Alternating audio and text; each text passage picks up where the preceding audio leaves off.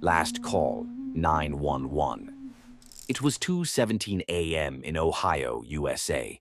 Jake, a night security guard, was alone in an empty office Hello? building. Yes, Suddenly, this is his Jake phone Wilson. rang. Who's Unknown there? What do you number. want? He No, I answered. don't A understand. What are you whisper said, talking about? "Don't turn around." Jake laughed nervously and turned anyway. No one was there. His phone rang again. Same number. The voice whispered, "I'm standing behind you now." Jake froze. The lights went out. His phone screen lit up one last time. Incoming call. 911 caller ID. Jake Wilson. But Jake hadn't called. Behind him, someone picked up the phone. Call connected.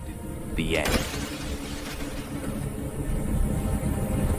At a famous Las Vegas hotel, room 428 hasn't officially existed since 2014. But the cleaning staff says every Sunday morning, the door is wide open. Lights on, TV running. CCTV shows the same thing. At 2:46 a.m., a man walks in and never comes out. A hotel. They insist room 428 never existed. So, next time you're in Vegas, remember, some rooms should never be entered. The last text from Route 66. In 2019, Ethan Miller went on a solo road trip along Route 66 in Arizona. Late at night, he sent one final text to a friend. "My GPS says the road ends ahead, but I'm still driving on it." That was the last message anyone ever received from him.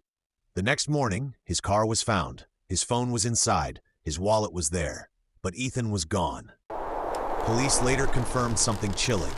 According to official records, no road was ever supposed to exist there. No construction plans, no old maps, nothing, just desert.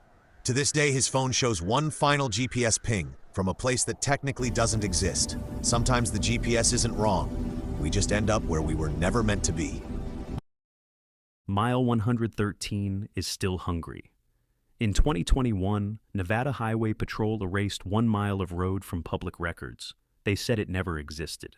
At 1:32 a.m., truck driver Evan Brooks called 911, screaming, "I hit something, but it stuck to my tires." His voice was shaking. Something was dripping inside the cab. The dispatcher heard wet footsteps. But Evan never left his seat. He whispered, "The road is opening, like it knows my name."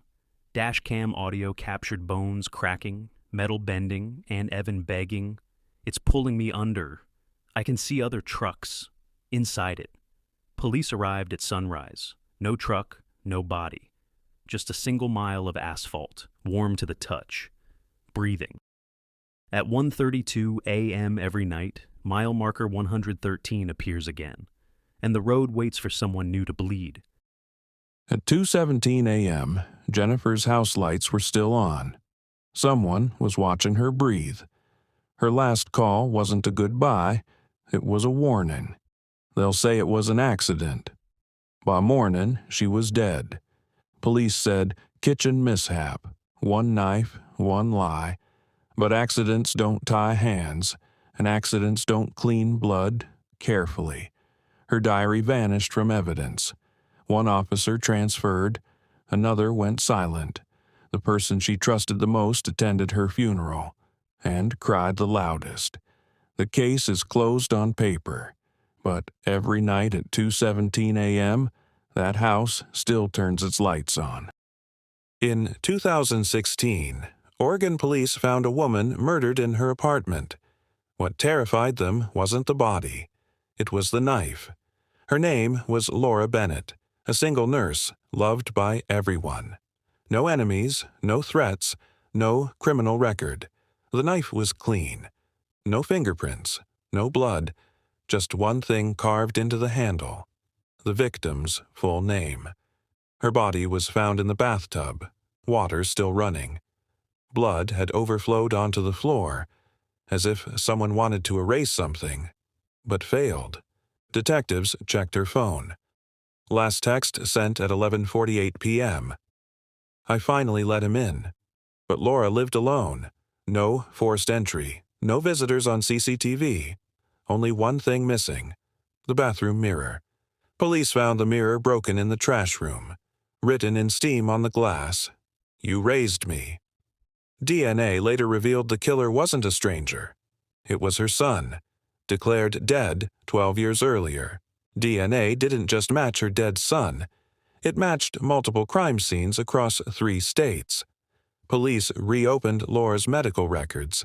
She never lost a child. She'd given birth to conjoined twins. Doctors removed one. The knife carving was wrong. It didn't say Laura Bennett, it said mother of 2. In 2018, police in Montana investigated a missing person case. A college student named Ryan Walker vanished after sending one final text to his girlfriend. "Someone keeps knocking, but I didn't order anything." When officers reached his apartment, the door was open. Inside, blood droplets led from the kitchen to the bathroom. The mirror was covered in a message written in blood. "I let him in." Ryan's body was found inside the bathtub, drained of blood. No signs of forced entry. Security footage revealed something worse. At 11:43 p.m., Ryan opened the door himself. But the hallway camera showed no one standing there. The case went cold. 2 years later, a new tenant moved in. At night, someone knocked, and her phone buzzed with a message from an unknown number. "You let me in, too." When police reviewed the footage again, they noticed something new. At 11:43 p.m., Ryan didn't open the door. The door opened by itself. And standing behind Ryan was a reflection in the mirror that never showed up on camera. In 2022, Uber driver Jake Miller accepted a late-night ride. The pickup location was normal. The destination was blank. At 2:17 a.m., Jake sent a voicemail to his sister. His voice was shaking. "If something happens to me, the passenger is already in the back seat." GPS showed his car driving slowly, then stopping near an abandoned farmhouse. That's when the dashcam audio changed. Jake whispered, "He doesn't have a face, and he's bleeding from the eyes." A wet sound followed, like bare feet stepping through blood. The voicemail ended with one sentence. "There's no one here, but something just whispered my name." Police found Jake's car the next morning. Doors unlocked, engine still warm, blood smeared across the back seat. No body, no fingerprints. And the Uber account? It was created 12 years earlier by a man who died in that farmhouse. Jake was never found, but drivers still report a bloody passenger appearing in the back seat when the destination is blank. I found this phone lying in the street, and its last video was still playing. Close-up of cracked phone screen playing a shaky video. No owner around. So I unlocked it. Face, it worked. The first video was just static, but there was a date. Static video footage plus timestamp flashing. Then another clip. A voice whispering something I couldn't understand. Every time I paused, it seemed like someone was watching me. Quick clips of static plus a shadow moving behind. I tried to call the last dialed number. Rang once then stopped. But right before I hung up, someone said my name. Phone ringing. Slow zoom into your face. Whisper sound. I dropped the phone and that's when I saw the last photo. Photo on screen showing you. Timestamped 3 minutes before you found it. Would you unlock it? The blood on seat 27 was still warm. At 1:42 a.m. a Greyhound bus stopped in the middle of the Arizona desert. No station, no lights, just screaming. Passengers froze when they saw it. Seat 27 was empty but soaked in fresh blood. The driver swore a man was sitting there minutes ago. Tall, quiet, smiling too much. Security footage showed the man boarding in Phoenix. Ticket paid in cash. Name field left blank. A woman whispered, "He asked me what human blood tastes like." Police searched the bus. No body, no weapon, only a trail of wet footprints leading to the restroom. They opened the door. Blood on the sink, blood on the mirror, but no reflection. Then the bus radio turned on by itself. A voice said, "Seat 27 is still taken." The engine restarted. Doors locked. Passengers screamed as someone walked the aisle unseen. The bus was found at sunrise, empty, still running, seat 27 warm and wet. The hospital security guard froze. The elevator door opened and someone inside was still breathing.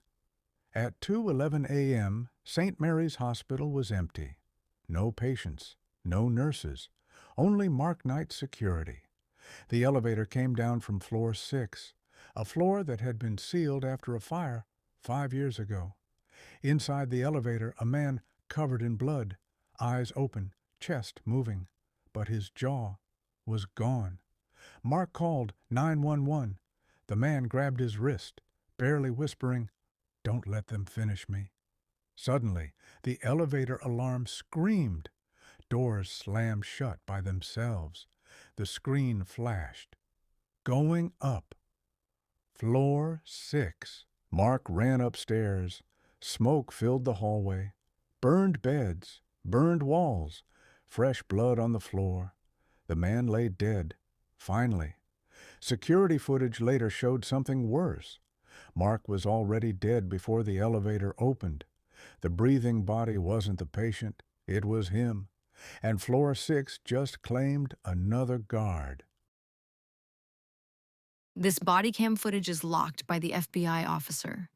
Ryan answered a 911 call. The caller whispered, "He's wearing my face." Inside the house, blood dripped upward into the ceiling.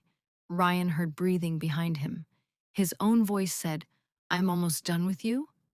He turned, saw himself peeling skin from a man's face, putting it on gunshots. Screaming body cam hit the floor. Backup found camera recording still active. A new officer picked it up. The camera whispered, "You look better than the last one." Rainy New York subway entrance at midnight. Neon reflections on wet stairs. Young man running down bleeding close-up of smartphone glowing in darkness. Ominous text message. Blood on fingers. Empty subway platform. Red flickering lights. Abandoned feeling. Incoming train headlights. Fog. Inside subway car. Single creepy man wearing blood-stained butcher apron. Sinister smile. Dark shadows. Subway doors slamming shut. Speed motion blur. Digital map glitching. Villain whispering with knife raised. Knife plunges. Blood paints the ceiling as the train shakes. Villain laughs while dying. Every conductor spills blood. Evan's scream turns into laughter. Violent fight inside subway. Shattered glass. Blood splatter in air. Dead body on subway floor smiling unnaturally. Empty subway car, suddenly clean except blood on Evan's hands. Confusion, dread. Evan standing confidently at subway door, holding blade. Crowded platform outside, evil smile. Dark. The doors open. People scream, not at Evan, but at their reflections in the train windows. Every reflection is holding a knife.